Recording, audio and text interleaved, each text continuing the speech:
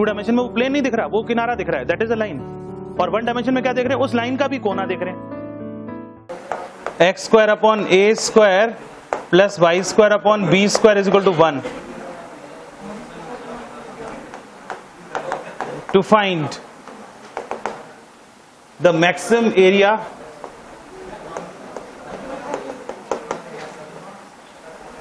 Maximum area of an isosceles triangle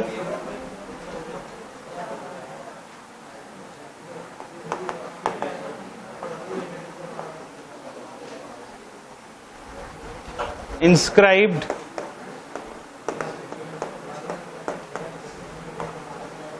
in the ellipse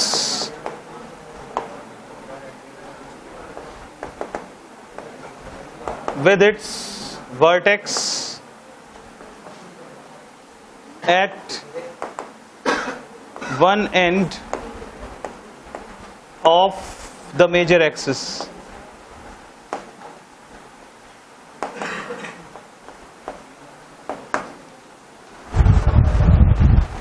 रख ले।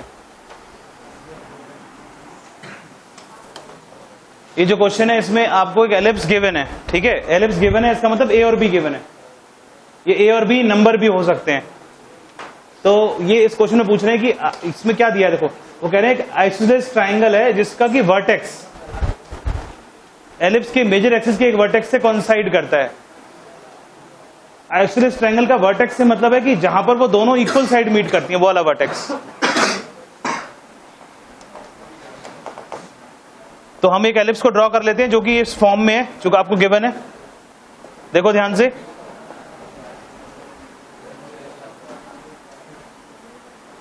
ये एलिप्स है, ठीक है। इस एलिप्स के अंदर जो इक्वेशन दी हुई है x square upon a square plus y square upon b square equal to 1, इसमें जो ए होता है that is always greater than b, a b से हमेशा बड़ा होता है।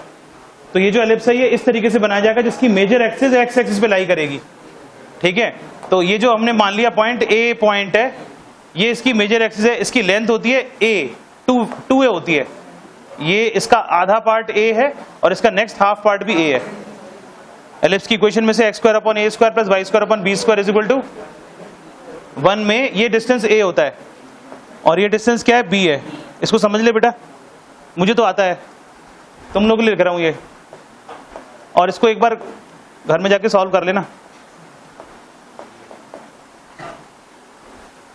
तो ये हमारे पास एलिप्स की बेसिक चीजें हैं जो पता होनी चाहिए आपको पहले से ही। ये डिस्टेंस ए है, ये डिस्टेंस बी है। अब इस क्वेश्चन में दिया हुआ है कि एक आपने ट्राइंगल बनाना है, इसमें आइसोसेलेस ट्राइंगल जिसका कि एक उसका जो वर्टेक्स है वो यहां पर है या यहां पर है, मेजर एक्सिस के एक एंड पॉइंट पर है। चाहे वर्टेक्स को यहां ले लो चाहे यहां ले लो। अब अगर हम ये जो मेजर एक्सिस पे परपेंडिकुलर लाइन ड्रॉ करें बहुत सारी, और उन सारी परपेंडिकुलर लाइन को जो उनके क्या है एलिप्स के ऊपर, जो इनको कहते हैं डबल ऑर्डिनेट्स, जब वो लाइन ड्रॉ होगी परपेंडिकुलर तो इस एलिप्स को 2 पॉइंट पे काटेगी। उसको अगर इस ए से ज्वाइन कर दे तो एक ट्रायंगल बनेगा, और वो ट्रायंगल कैसा होगा। तो ऐसे बहुत सारे ट्रायंगल बन सकते हैं इसके अंदर। जिस ट्रायंगल का मैक्सिमम एरिया होगा वो निकालना है आपको। तो वो ट्रायंगल अगर हम आरडी में देखेंगे तो वो यहीं पे बना रखा है उन्होंने। हम उस ट्रायंगल को ऐसे भी बना सकते हैं, आपकी चॉइस है। मैंने ऐसे बना दिया, ये ट्रायंगल है जिसमें कि ये वाली साइड किसके बराबर है, इसके बराबर है। इसको मान लेते हैं ए बी सी ट्रायंगल, ठीक है। ये पॉइंट डी है और आइसोसेलेस ट्रायंगल में ये जो लाइन है ये एल्टीट्यूड बन जाएगी क्योंकि बेस को क्या करती है, बाइसेक्ट करती है, ठीक है। इसलिए इसने आइसोसेलेस ट्रायंगल दिया आपको। आइसोसेलेस ट्रायंगल क्यों दिया, ताकि एरिया निकाल सके आप उसकी इजीली। नॉर्मल ट्रायंगल का एरिया नहीं निकाल पाएंगे आप इसके अंदर। तो इस ट्रायंगल का एरिया हमें मैक्सिमम एरिया निकालना है, इसके एरिया को मैक्सिमाइज करना है, और एरिया हमारा फंक्शन है। इस ट्रायंगल का जो एरिया होगा उसको कैपिटल ए मान लेते हैं। Let area of triangle A B C is equal to capital A. तो कैपिटल ए की वैल्यू होगी half into base B C into height A D. तो एरिया ऑफ ट्रायंगल जो कैपिटल ए है वो हमारे सामने आ गया हाफ इंटू बी सी। अब जो बी सी है वो बी डी का डबल है, तो बी सी को लिख सकते हैं twice of B D, twice of B into D into A D. A D, A D किसके बराबर है, A O plus O D. A D दो चीजों के सम के बराबर है, A O plus O D, A O plus O D. तो हमने क्या किया, कोशिश की इसमें वेरिएबल जो है ना वो हटाएं। तो वेरिएबल तो सारे यही हैं लिखे हुए जो। अब इसमें देखते हैं कि कितनी वैल्यू पता है हमें। Capital A is equal to B D की वैल्यू हमें पता नहीं है, एओ की वैल्यू पता है आपको। एओ की वैल्यू क्या है, ए है। एओ की वैल्यू ए है और ओडी की वैल्यू हमें नहीं पता है। ये हमारा एरिया है, लेकिन इसमें बीडी और ओडी हमें नहीं पता है, वेरिएबल है ये दोनों। इनको एलिमिनेट करना है, इनको हटाना है, एक वेरिएबल में कन्वर्ट करना है। उसको कन्वर्ट करने के लिए क्या करेंगे, एक मेथड अभी बता रहा हूं मैं आपको, इसी क्वेश्चन का दूसरा मेथड भी बताऊंगा मैं तुम्हें। सेकंड मेथड ये है। तो हमें इस क्वेश्चन को सॉल्व करने के लिए अब जरूरत पड़ती है बी पॉइंट जो है ना इसके पोलर कोऑर्डिनेट्स की। तो जो बी पॉइंट है इसके जो कोऑर्डिनेट है, polar coordinate in terms of trigonometry, वो होते हैं a cos theta comma b sin theta. ये जो पॉइंट है बी पॉइंट, ये थीटा के टर्म्स में एक्सप्रेस है। इस पॉइंट को कहीं भी ले लो आप, इसमें थीटा वेरी करता जाएगा, पॉइंट मूव करता जाएगा। ये जो पॉइंट है, इस पॉइंट को इसमें रख के देख लो आप, एलिप्स की इक्वेशन में रखो जरा। a cos थीटा को x की जगह पे रखो और b sin थीटा को y की जगह पे रखो और सॉल्व करके देखो क्या होगा। यहां रखेंगे a cos थीटा तो स्क्वायर करेंगे, उसका क्या हो जाएगा, a square cos square theta, तो a स्क्वायर से a स्क्वायर कट जाएगा। और b को b sin थीटा रखो यहाँ पे, b square sin square theta, b square से b स्क्वायर कट जाएगा, तो cos square theta plus sin square theta हमेशा क्या होगा, 1 होगा थीटा की किसी भी वैल्यू पर। इसका मतलब इसको बोलते हैं पोलर कोऑर्डिनेट्स। और आप कहोगे तो मैं इस पोलर कोऑर्डिनेट को डिराइव करके दिखा दूंगा आया कैसे, ये किस तरीके से आया, ये पॉइंट यहाँ पर आया कैसे है, ठीक है। इसको भी डिराइव कर दूंगा मैं, पहले क्वेश्चन को सॉल्व करके दिखाता हूँ, फिर डिराइव कर दूंगा मैं ये पॉइंट।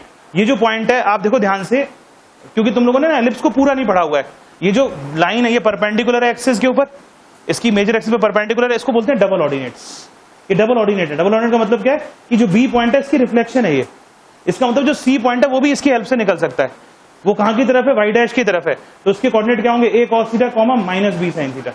लेकिन मुझे जरूरत नहीं है उसकी, क्योंकि जब मैंने b से ड्रॉप किया परपेंडिकुलर यहां पर, तो मुझे जो ओडी डिस्टेंस नजर आ रहा है, ये जो ओडी डिस्टेंस है वो एक्चुअली x है। इसका जो ओडी डिस्टेंस है वो क्या है, यहां पर ओडी डिस्टेंस है, क्या है OD distance, a cos theta, a cos theta, ये ओडी डिस्टेंस है। क्यों है, क्योंकि b से आपने ड्रॉप किया परपेंडिकुलर, तो x ही तो हुआ है उसका, और ये क्या है, y है। ये x है, ये y है, तभी तो मिलेगा b point x comma y। तो b का जो y है वो क्या है, b sin थीटा, जो कि डिस्टेंस क्या है, bd है। तो हमें bd और od डिस्टेंस दोनों मिल गए, किसके टर्म्स में, थीटा के टर्म्स में। ये डिस्टेंस a cos थीटा, ये डिस्टेंस b sin थीटा, इसलिए पॉइंट है हमारे पास। रख दो इसमें वैल्यू। तो capital A is equal to bd की वैल्यू कितनी आ गई, bd की वैल्यू आ गई b sin theta, b sin theta. a plus od की वैल्यू कितनी है, a cos थीटा। बन गया ना फंक्शन, किसके टर्म्स में आ गया, थीटा के टर्म्स में। ए और बी क्या है, कांस्टेंट है। गिवन क्या था, एलिप्स की इक्वेशन, क्या गिवन है उसमें, ए और बी, तो कांस्टेंट आ गया इसके अंदर। अब इसमें से कॉमन ले लो ए, तो कैपिटल ए की वैल्यू हो गई a b sine theta bracket में 1 प्लस कॉस थीटा। ये है एरिया फंक्शन। इस क्वेश्चन में निकालना क्या है तुम्हें, मैक्सिमम एरिया, एलिप्स इस एक ट्रायंगल का मैक्सिमम एरिया। तो हमें उस कंडीशन में निकालना है जब थीटा मैक्सिमम होगा, थीटा को मैक्सिमाइज करना है। ये हमारा एरिया फंक्शन है, इससे आंसर आएगा इस क्वेश्चन का। अब क्या करना है, इसको डिफरेंशिएट करेंगे एक बार। Now d A by d theta निकालेंगे, तो d A by d theta क्या होगा, ए बी कॉन्स्टेंट है, प्रोडक्ट वो लगेगा यहाँ पे, sine theta into derivative of 1 plus cos theta, that is 0 minus sine theta, plus 1 plus cos theta as it is into derivative of sine theta, that is cos theta. Solve करेंगे इसको, factorise करेंगे, तो d A by d theta क्या हो जाएगा, a b bracket, इसको multiply करेंगे हो जाएगा minus sign square theta plus cos theta plus cos square theta. हमारा एम क्या है, फैक्टराइज करना। तो फैक्टराइज करने के लिए आपको नजर आ रहा है कॉस थीटा 2 है, एक साइन थीटा है, इसको कन्वर्ट कर दो कॉस के अंदर, तो क्या हो जाएगा ये ए बी, ये हो जाएगा minus 1 minus cos square theta है ना, sine square theta plus cos theta plus cos square theta. तो इसको सॉल्व करेंगे तो क्या हो जाएगा, a b 2 cos square theta plus cos theta minus 1। अब इसके फैक्टर बनाएंगे, ए बी, इसके फैक्टर क्या बनेंगे, 2 कॉस थीटा माइनस 1 और cos theta plus 1। 2 cos square theta, 2 cos theta और माइनस कॉस थीटा माइनस 1, ठीक है, ये फैक्टर बन गए इसके। तो ये क्या निकल के आ गया, d A by d theta. अब इसको 0 के इक्वल पुट करेंगे, put d A by d theta is equal to 0 for critical point. Critical point निकालने के लिए इसको 0 रखेंगे, ठीक है, 0 रख के फिर एंगल निकालेंगे, उसके बाद डबल डेरिवेटिव निकालेंगे। इसको ये कॉपी किया सबने,